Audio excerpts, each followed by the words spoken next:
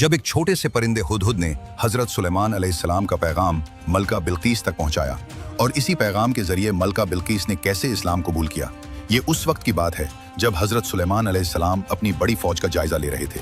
तमाम परिंदे और जानवर मौजूद थे, मगर एक छोटा सा हुदहुद वहां नजर न आया। सुलेमान अलैहिस्सलाम उस पर कुछ नाराज हुए और फरमाया, हुदहुद कहाँ है? अगर वो बगैर किसी वजह के गैर हाजिर हुआ तो मैं उसे जरूर सजा दूंगा। कुछ ही देर बाद हुदहुद हाजिर हुआ और अर्ज किया, ए अल्लाह के नबी, मैं एक ऐसी खबर लाया हूं जो आपको मालूम नहीं। मैं सबा नामी मुल्क से आया हूं। वहां एक औरत बादशाहत करती है जिसका नाम बिल्कीस है। इसके पास बड़ी सल्तनत है, एक कीमती तख्त है, सोना चांदी और शानदार महलात हैं, मगर वो और उसकी कौम सूरज को सजदा करते हैं। शैतान ने उनके बुरे कामों को उनकी नज़र में बहुत खूबसूरत और दुरुस्त बना दिया है।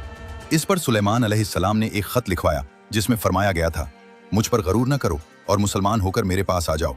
हुदहुद ये खत लेकर बिल्कीस के महल में डाल आया।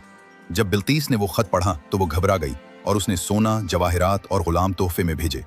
जब ये तहाइफ सुलेमान अलैहिस्सलाम के पास पहुंचे तो आपने फरमाया, क्या तुम मुझे माल के जरिए खरीदना चाहते हो? अल्लाह ने मुझे इससे कहीं बेहतर नेमतें दी हैं, वापस जाओ। अगर बिल्कीस खुद ना आई तो मैं अपनी फौज के साथ इसकी सल्तनत तबाह कर दूंगा। उसके बाद सुलेमान अलैहिस्सलाम ने अपने दरबार में पूछा, बिल्कीस के आने से पहले उसका तख्त कौन ला सकता है? एक जिन ने कहा, मैं उसे चंद घंटों में ले आऊंगा।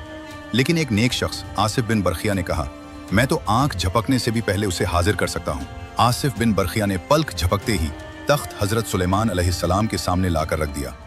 आपने हुक्म दिया कि तख्त की हैयत में थोड़ी सी तब्दीली कर दी जाए। कुछ ही अरसे बाद बिल्कीस बड़ी शान और शौकत के साथ सुलेमान अलैहिस्सलाम के पास पहुंची।